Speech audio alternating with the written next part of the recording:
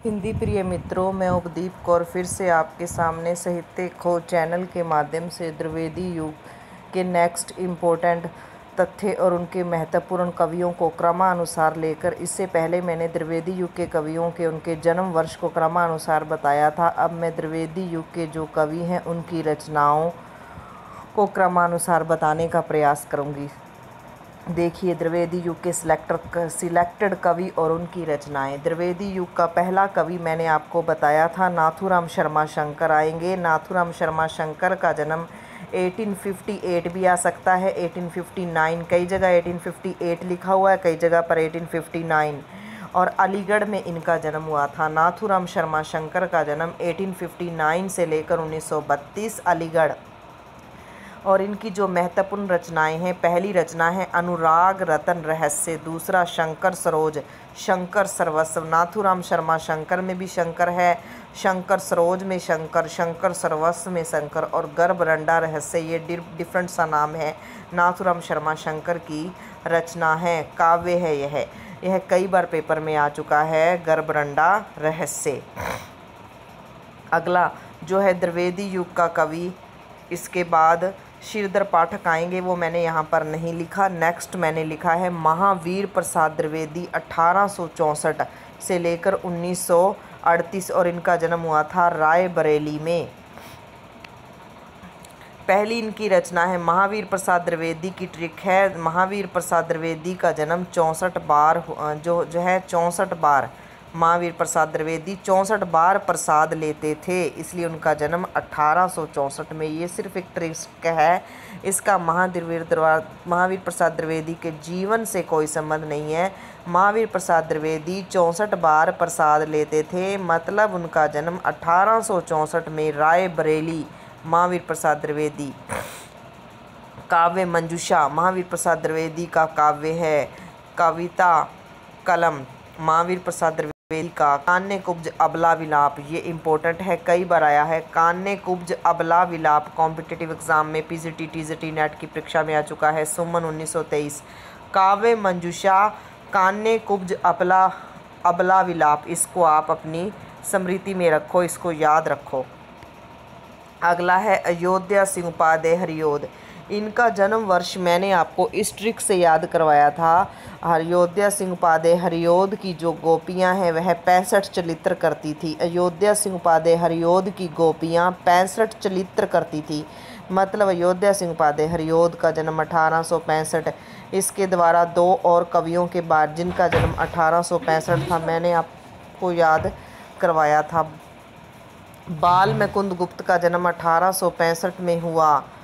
अयोध्या सिंह उपाध्याय हरियोध 1865। राधा चरण गोस्वामी 1865। राधा चरण गोस्वामी 1865।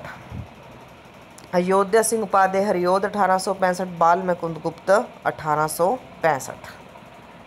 और अयोध्या सिंह हरियोध की रचनाएं देखिए। कृष्ण शतक, ये बहुत इंपॉर्टेंट कवि है द्विवेदी युग के। इनकी रचनाओं में से एक रचना पेपर में जरूर पूछी जाती है। कृष्ण शतक 1882, रसिक रहस्य 1899, प्रेम प्रपंच 1900, प्रेमांबु प्रवाह 1901। आप इसको ऐसे याद कर लो, इस ट्रिक से। अयोध्या सिंह उपाध्याय हरियोध के जो कृष्ण थे वह रसिक थे, रसिया प्रवृत्ति के थे, प्रेम प्रपंच करते थे, और प्रेम गोपियों के प्रेम के प्रवाह में वह बह जाते थे। अयोध्या सिंह उपाध्याय हरियोध के जो कृष्ण थे वह रसिक या रसिया थे, रसिक रस से प्रेम प्रपंच करते थे, प्रेमांबु प्रवाह गोपियों के प्रेम के प्रवाह में वह बह जाते थे। अगली ट्रिक देखिए इसमें। ये ट्रिक के हिसाब से कृष्ण शतक प्रिय को पद प्रसून, प्रसून कहते हैं, फूल का पर्यायवाची होता है प्रसून। अब आगे देखिए। प्रिय प्रवास 1914, पद प्रसून 1925। प्रसून फूल, 25 बार फूलों को चढ़ाओ देवता की मूर्ति पर, ऐसे याद कर लो। प्रिय प्रवास हिंदी का पहला खड़ी बोली का महाकाव्य है, जो कि 1914 में लिखा गया था। यह राधा और कृष्ण की कथा है। अयोध्या सिंह उपाध्याय हरियोध के द्वारा लिखा गया द्विवेदी युग में, और खड़ी बोली में हिंदी का प्रथम महाकाव्य। पद प्रसून प्रसून 25 बार चढ़ाओ। बोल चाल 1928। चोखे चौपदे 1932। चुभते चौपदे 1932। दोनों चोखे चौपदे और चुपदे चौपदे दोनों का रचनाकाल 1932 है। रस कलश 1938। रस के कलश को 38 बार भरो। चोखे चौपदे और चुभते चौपदे 32। और प्रसून, पद प्रसून कितने फूल चढ़ाने हैं? 25 फूल चढ़ाने हैं। किसको? प्रिय को। कल्पलता 1935।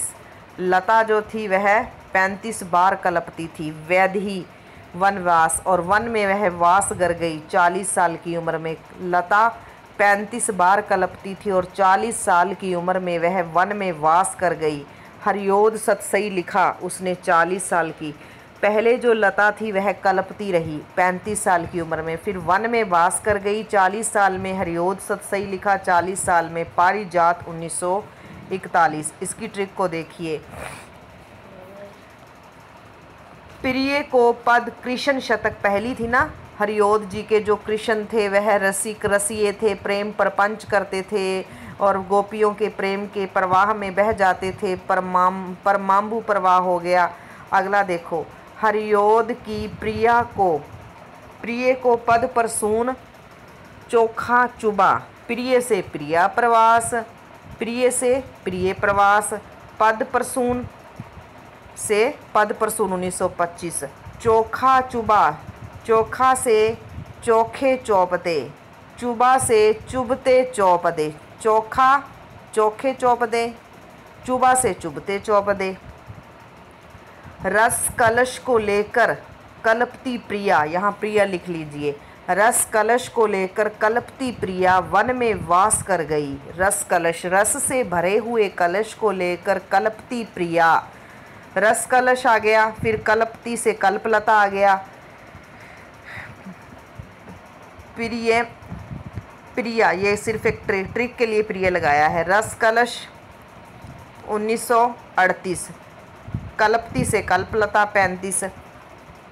प्रिया सिर्फ एक कल्पना के लिए प्रिया लिखा गया। वनवास, वेदेही वनव्यास 1940। रस कलश को लेकर कल्पती प्रिया वनवास कर गई ताकि हरियोध सतसई पाठ करके पारिजात के वृक्ष पर चढ़ सके। रस कलश, कल्पती, कल्पलता, वनवास, वेदेही वनवास, हरियोध सतसई, पारिजात से पारिजात 1941। इसकी ट्रिक को दोबारा से देखिए। प्रिय को पद प्रसून चोखा चुबा। प्रिय मीन्स प्रिय प्रवास। पद प्रसून 25 फूल चढ़ाओ। चोखा से चोखे चौपते, चुभते से चुभते चौपते 1932। रस कलश 1938। 38 बार रस में कलश भरो। 38 बार रस कलश में रस भरो। कल्पती प्रिया, कल्पलता 35 साल की थी। वनवास, वेदेही वनवास 1940। हरियोध सतसई 1940। पारिजात 1941। पारिजात के वृक्ष पर चढ़ गई। अगला है राय देवी प्रसाद पूर्ण 1868।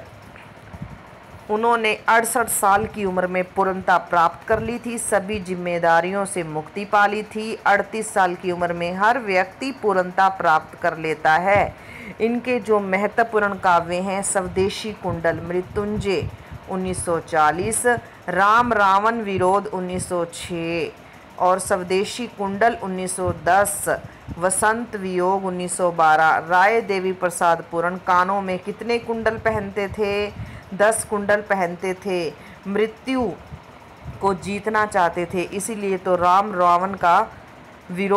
रावण की लड़ाई का वो 6 बार विरोध करते हैं। मृत्यु को जीतना चाहते हैं, राम रावण की लड़ाई का विरोध करते हैं। राय देवी प्रसाद पूर्ण कानों में 10 कुंडल पहनते हैं 1910। वसंत वियोग 1912।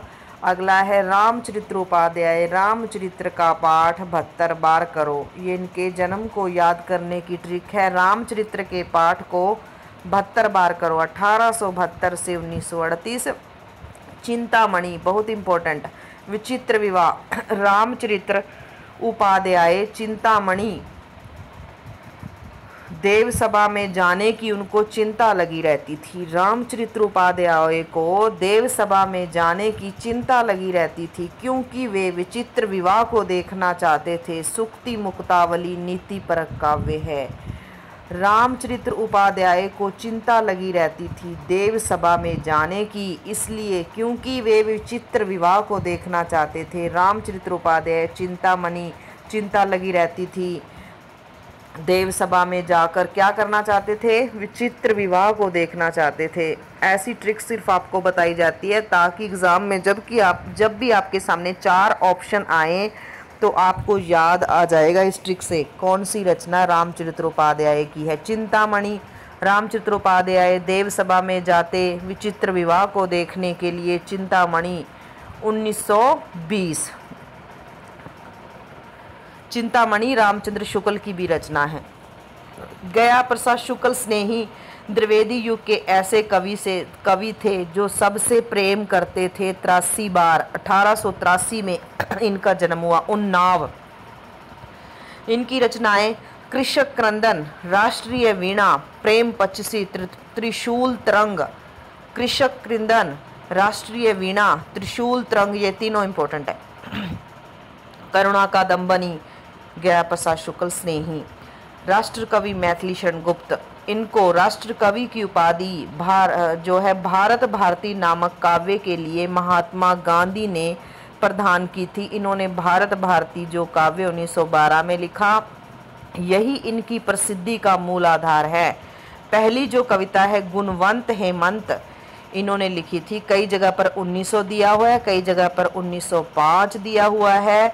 गुणवंत हेमंत इनकी पहली कविता है।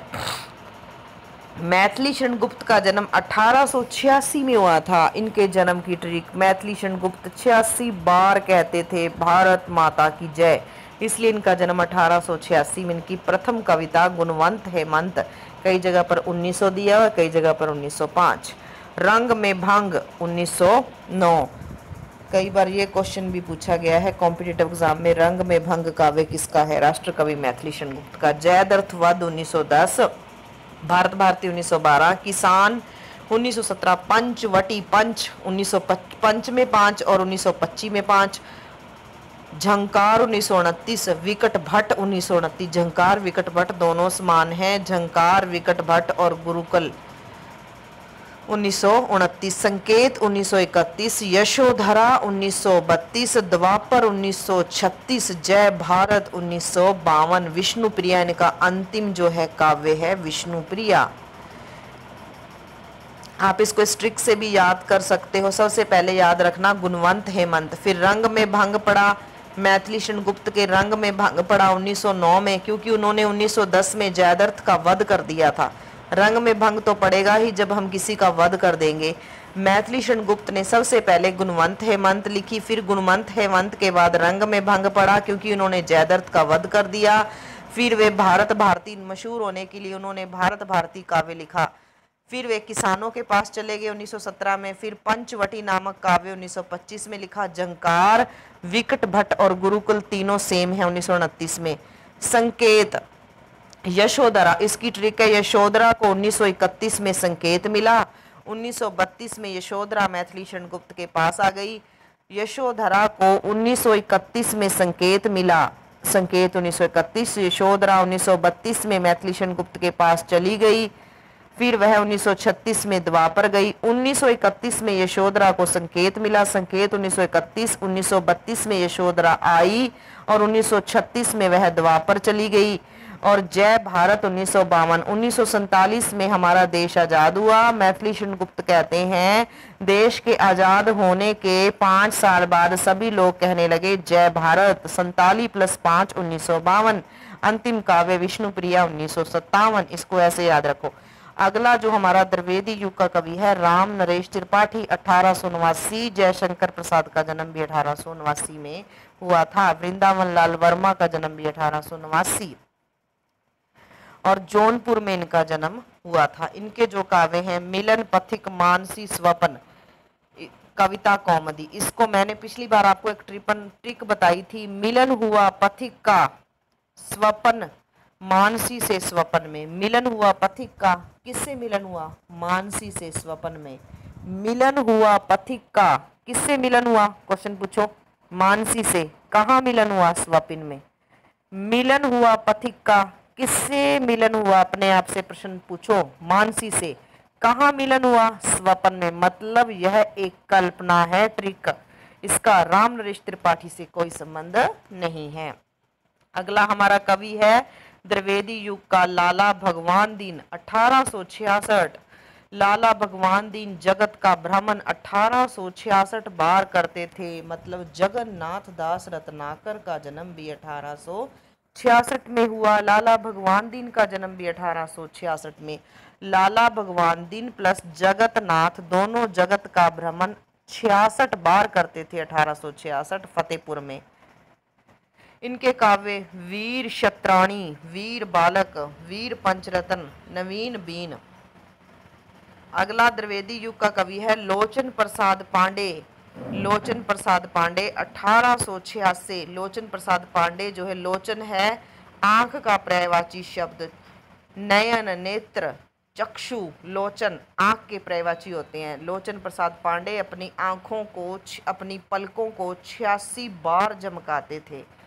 लोचन प्रसाद पांडे, लोचन आंख का पर्यायवाची शब्द होता है, इसलिए ऐसे ट्रिक याद करो। लोचन प्रसाद पांडे अपनी आंखों को, अपनी पलकों को कितनी बार झपकाते थे? 86 बार झपकाते थे। मध्य प्रदेश में जन्म हुआ। प्रवासी, मेवाड़ गाथा, महानदी, ये इतने इंपॉर्टेंट नहीं है। रूप नारायण पांडे, मैंने आपको इसकी ट्रिक, पांडे जी का रूप तो 84 साल की उम्र में भी कायम था। पांडे जी का रूप तो 84 साल की उम्र में कायम था, इसलिए पांडे जी ने गया प्रसाद शुक्ल स्नेही को अपनी तरफ आकर्षित कर लिया था। गया प्रसाद शुक्ल स्नेही का जन्म 1883 में हुआ। रूप नारायण पांडे का जन्म 1884 में हुआ। पांडे जी का रूप 84 साल की उम्र में कायम था। पराग, प, पांडे में प। वन वैभव, लखनऊ में हुआ था इनका जन्म। अगला है श्रीधर पाठक। ये नाथूराम शर्मा शंकर के बाद द्विवेदी युग का दूसरा कवि था। इसको मैं पहले नहीं लिख पाई, किसी कारणवश मैंने यहाँ शामिल किया है। 1859 नाथूराम शर्मा शंकर 1858 और श्रीधर पाठक 1859। अगर नाथूराम शर्मा शंकर को 1858 लिखा जाए तो आप श्रीधर पाठक को 1860 लिखोगे। खड़ी बोली के काव्य श्रीधर पाठक के वनाष्टक, देहरादून, जगत सच्चाई सार, इनकी एक है ना रचना जगत सच्चाई सार। जगत सच्चाई सार, वन नाष्टक, सांध्य, अटन। अटन क्या होता है? घूमना कहीं पर। बाल विधवा, गुणवंत हेमंत 1900 में खड़ी बोली का एक प्रथम कविता है। गुणवंत हेमंत जो है खड़ी बोली की प्रथम कविता है श्रीधर पाठक की, 1900 में उन्होंने लिखी थी। आपसे पूछा जाए गुणवंत हेमंत किसकी प्रथम कविता है तो आपका आंसर होगा श्रीधर पाठक, और ये उन्होंने खड़ी बोली में 1900 में लिखी थी। देहरादून श्रीधर पाठक, वनाष्टक श्रीधर पाठक, जगत सच्चाई सार श्रीधर पाठक, बाल विधवा श्रीधर पाठक। आज के हम अपने वीडियो को यहीं समाप्त करते हैं। यदि मेरा प्रयास आपको सराहनीय लगा तो कृपया मेरे चैनल को लाइक, सब्सक्राइब